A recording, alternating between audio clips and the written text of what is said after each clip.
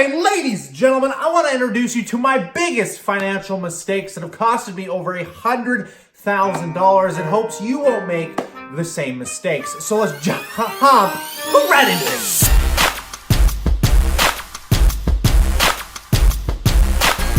Welcome back, my passive income investors alike, to my six-figure financial mistakes and hopes of saving you on your own passive income journey. So let's jump right into this, starting with the biggest financial mistake I'm going to give you some tips on, and that was the biggest loan I've ever taken. Out at the age of 19, instead of going to school and getting a student loan, I actually took out a $22,000 loan to start a business. Now, whether you're going to school to take out a loan or you're trying to start a business, I don't think this is the appropriate way to go about it. I think even if you're trying to go to school, you want to start by working and saving up some income. You do not want the stress of paying interest on student loans and spending, 3, 5, even 10 years paying that back. Because if you understand compound interest, you understand that it's not just like $20,000 or $30,000 you're going to be losing. It's probably closer to 50 or 100 over a decade. So what you need to do, in my personal opinion, from my own circumstances, if you're trying to start a business, guys, start by renting the equipment and looking for the clients.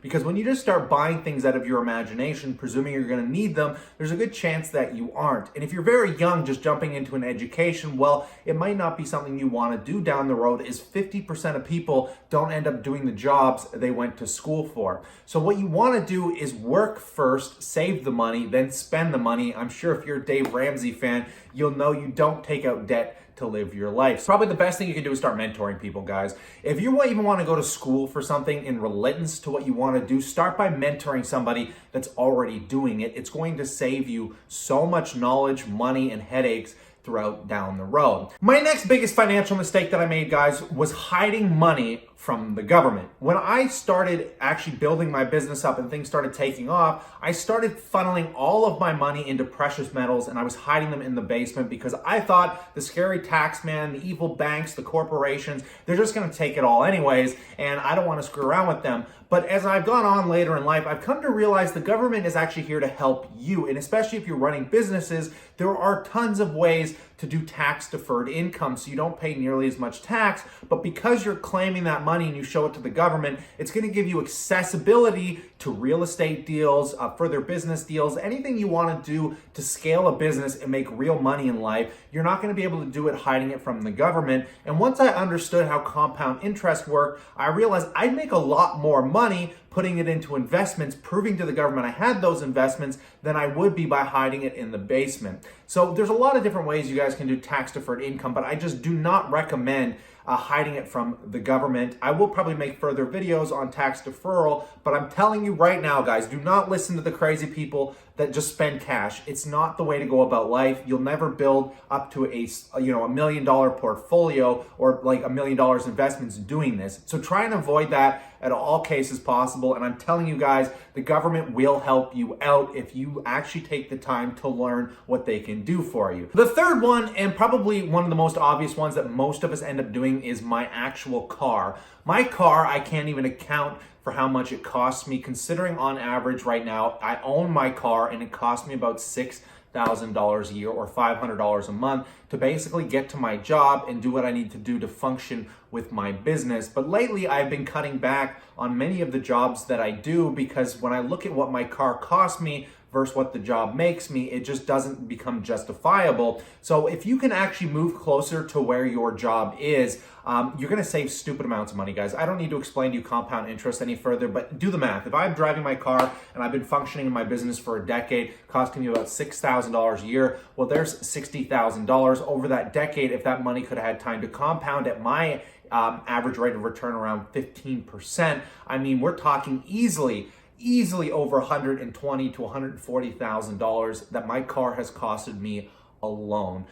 Mistake number 4. Now, this actually isn't a mistake that I made, but it's one that I watch too many people, and that is just not investing as early as humanly possible. This is something people put off to the side for a very long time. I am glad I started investing around the time I was 22, 23 years old, once I paid off that $20,000 loan. And like I said, I was shuffling money into gold in the basement. And even though that was a paranoid mindset, at the same time, I really started grasping the idea of just saving money, putting it away and trying to be as frugal as possible. So when I get into my 30s, I will be able to actually have a decent saved amount of money. And over 5 years, I've managed to put away, including capital gains and compound interest, about $124,000, $125,000, not including my emergency funds or anything else, and still not even including what my car is worth. So I mean, getting into the mind of just saving money and investing it as soon as possible is so crucial, guys. And I'm so glad it's not actually a mistake that I've made, but it's a mistake that I watch too many people make by getting investing into their 30s and 40s.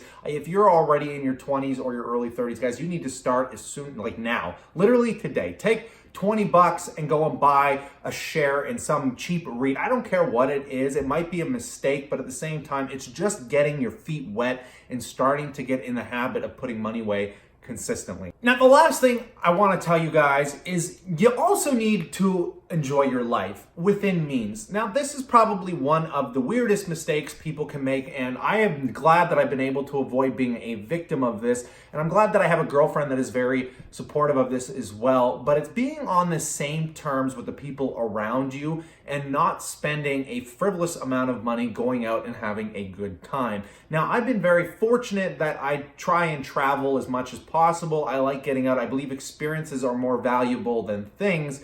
But the problem is the way people go about doing this, they tend to spend a lot of money and they're not frugal enough in their travels or their outings. Now, me and my girlfriend are on a very crucial page where we believe that you don't need to go out and spend $20 on a dinner. In fact, we'll go to Costco to get a $1.50 hot dog and drink. If we kind of want to go out and get some lunch or something, we'll look for places that have lunch specials where you can get all you can eat sushi for like $9. That is the way I'm really happy I've been able to surround people in my life that have those similar kind of outlooks, because people just, when they go on vacations, guys, let's use Vegas as a simple example. Recently, I was in Las Vegas, guys, and because I'm a full-time magician, I really wanted to see kind of what my generation's magicians had to offer, and I thought it would be a good educational experience before the people in my career start retiring or passing on, to actually go and experience their shows. Now, when we went to Vegas, we went for 5 days, and the total trip cost each of us, because I went with my girlfriend, it was $1,500 a person Canadian. And with that, we did a helicopter tour of the Grand Canyon. We watched 3 different magic shows. We went out every night. But my friends went literally a month later for the same 5 days and somehow managed to spend $6,000. Now, mind you, we do not gamble. I do not believe in gambling. In fact, we gambled once, so I don't want to lie to you that I didn't gamble. We put, I think it was like, what did I end up doing? It was like $15 on red or something. We said, look, we're only going to gamble once, and we're just going to put it all on red. Our whopping $15, and we doubled it, and then we left. That was the extent of my entire gambling experience of 5 days in Vegas. So when you travel, guys, you don't need to stay at the nicest resorts. I mean, a lot of us just like the convenience of the circumstances of just being relaxed and not even thinking about it. But you're going to lose so much money not applying your frugal lifestyle to your traveling.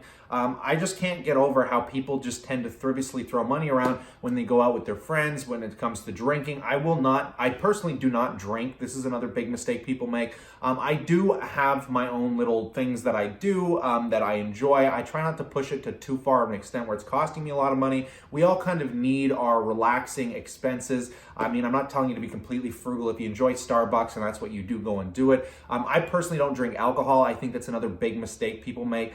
Alcohol personally makes me extremely depressed. I find even if I have a couple drinks, my mood can be in the gutter for 3 to 4 days. I find I'm actually allergic to some alcohols, including Bailey's. I have crazy allergic reactions. So I'm really glad that I'm not a drinker, because a lot of alcohol costs way too much money. And I find most people, instead of going to like their local beer store and spending $2 on a beer, they'll go somewhere when they're out with their friends, dining or wherever, and they'll buy a beer for $6 to $8. So when it comes to the frugal lifestyle, guys, I know this is probably one of the hardest parts for people, but sit down and pay attention to what you're doing. And if you can even save $3 to $5 on food expenses, drinking, going out with your friends, that severely adds up over the long term. Let me know if I missed anything in the comments section below. I hope you got something out of my personal experiences that have literally cost me over a 6-figure amount of money over the last decade, and I'm glad that I've been learning this in my 20s. So stay cool, stay awesome, guys. I look forward to chatting to you real soon.